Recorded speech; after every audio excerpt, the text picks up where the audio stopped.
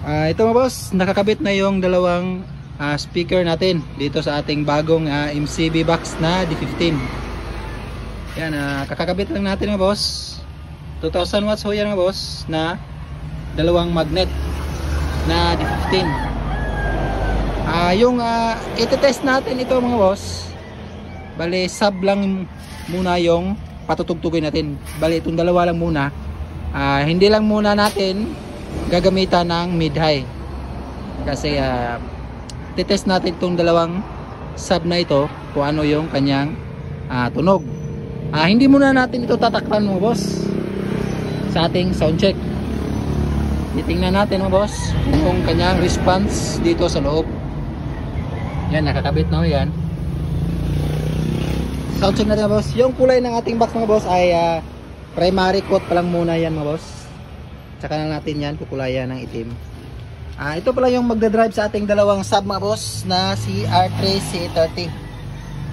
Ito lang muna yung gagamitin natin dito sa ating dalawang speaker box na ito.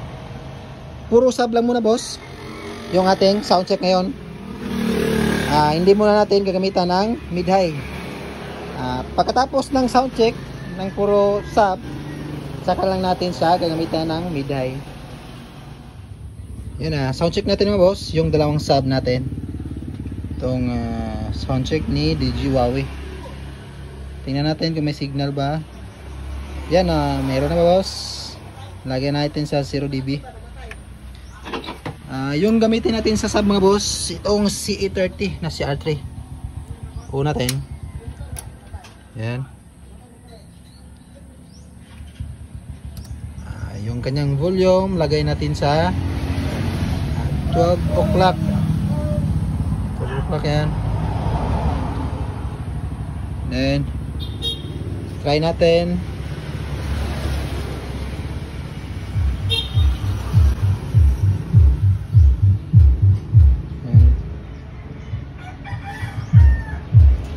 Ayan boss, yung kanyang volume dito sa ating crossover. Yung frequency niya boss, lagay muna natin sa 140 yung frequency. Yung volume lagay natin sa 2 o'clock. Yan boss, yung ating volume sa cellphone. Yan yung volume natin. Tingnan natin na boss yung ating sub na si Challenger. Yan yung kanyang tunog boss.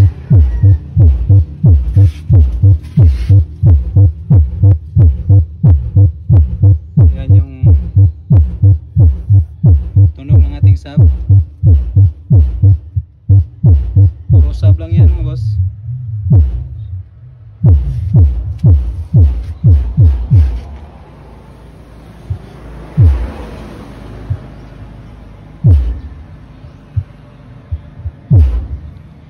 Tingnan natin yung galaw ng kanyang cone mo boss. Kalmado lang yung kanyang cone.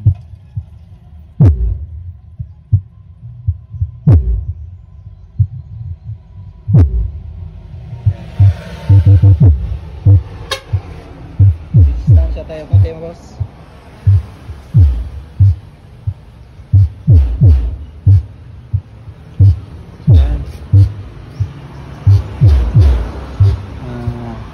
Lakasan natin ng konti boss yung ating sub. Lagay natin sa 2 o'clock yung input. Yung gain o low output 3 o'clock natin. Yan na boss.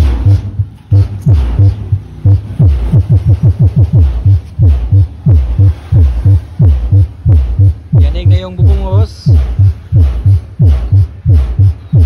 Yanig na yung bubong. Ingay na ng bubong mo boss.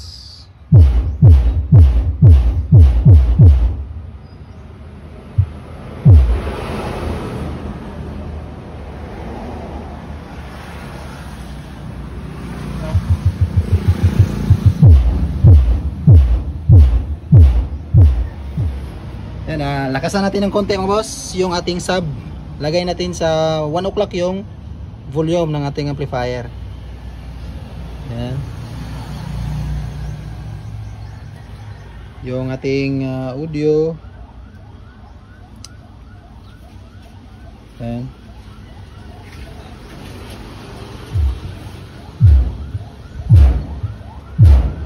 At yung frequency niya, boss, lagay natin sa, yung kanina is naka 140.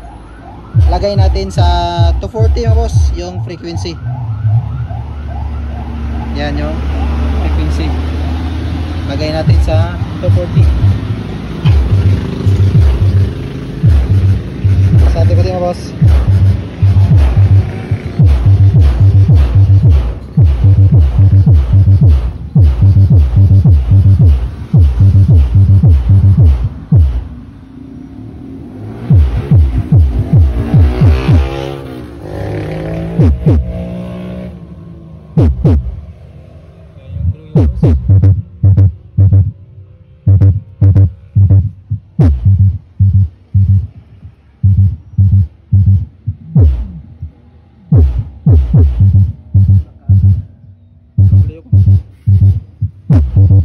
Galaw na doon.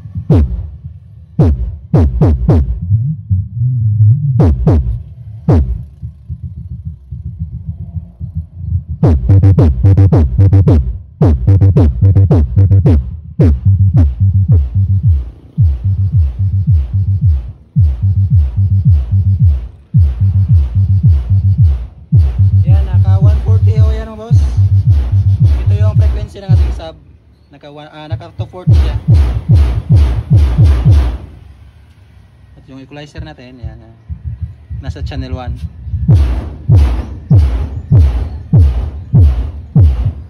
Yan yung bubong mo, boss.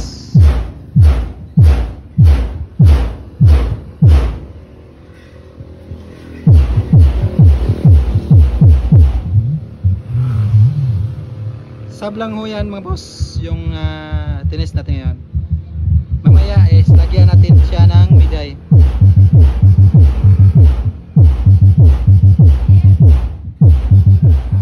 Ayan, takpan natin yung box mo, boss. Yung ginamit lang natin is fix screw lang muna. Wala pa tayong available na tinat. Ayan, takpan natin, boss.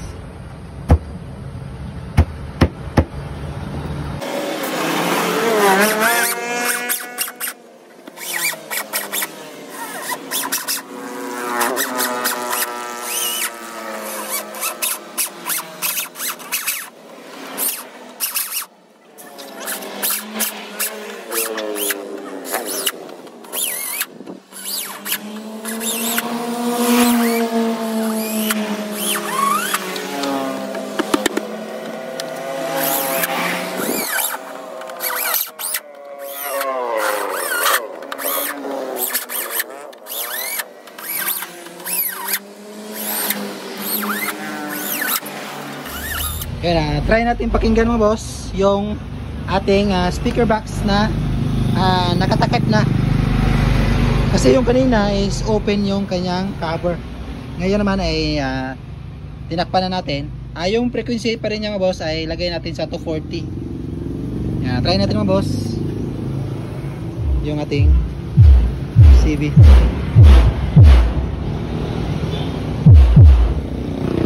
Yan yung tunog niya, boss, na nakatakip. Yanig yung bubong mo, boss.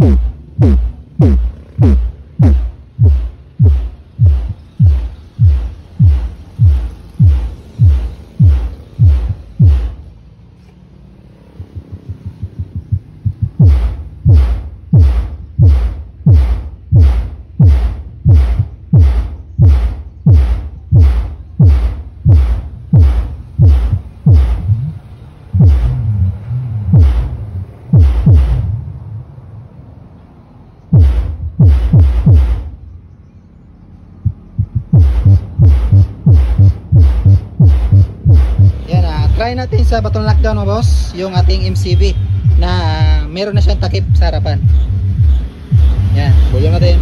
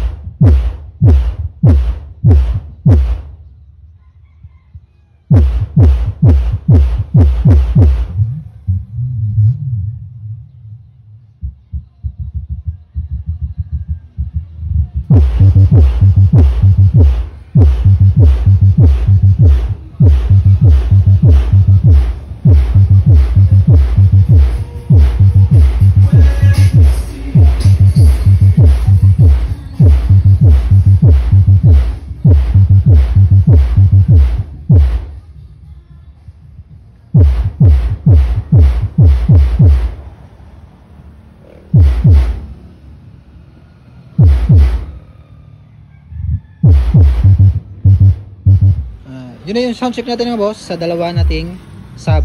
Ngayon naman mga boss ay lalagyan natin ito ng dalawang mid-high. Sabayan natin siya yung ating dalawang sub. Bala ito yung gagamitin natin sa ating mid-high mga boss na amplifier. Si Tosundra B800. Two-way connection yung gagawin natin mga boss. Yan, papatong natin dito yung dalawang bullet mid-high natin mga boss na D10.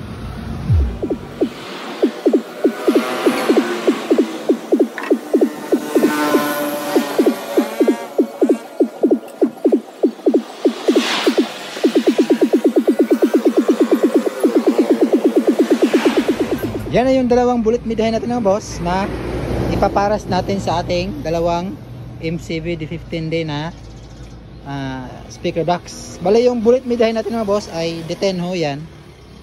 At yung nakaload dyan na speaker sa mid ay 700 watts. Tapos dito sa tweeter is 300 watts. Yan na. Ito yung gagamitin natin na amplifier mga boss na si Tosundra BL800. Ang natin na boss yung gagamitin natin sa mid-high. Two-way connection ho yan na boss. Bali ang ginawa natin, yung channel 2 ng ating equalizer, ito yung pang mid natin at yung channel 1 ay sa sub. Pati rin dito sa crossover boss, yung channel 1 ay sa sub, yung channel 2 ay sa mid-high. Two-way connection yun mga boss. Yeah, try natin boss yung ating connection o yung sound check natin. Yung sub is off muna natin. Una nating itatry yung pang mid natin. Lagay natin sa 10 o'clock. Yan. Ito yung output ng ating mid high. Volume natin. Hinaan natin yung sub.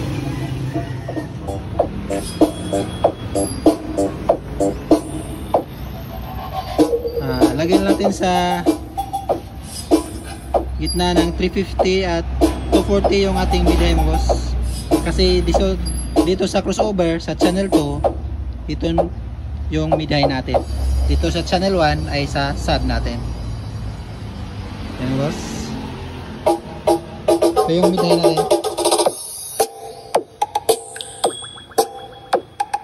Yan yung tunog natin mid-high mga boss.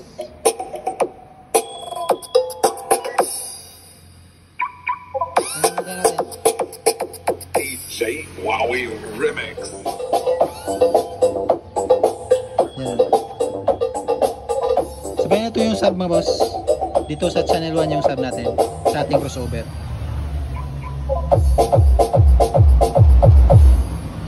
Yan. Hindi lang muna natin ihataw mga boss.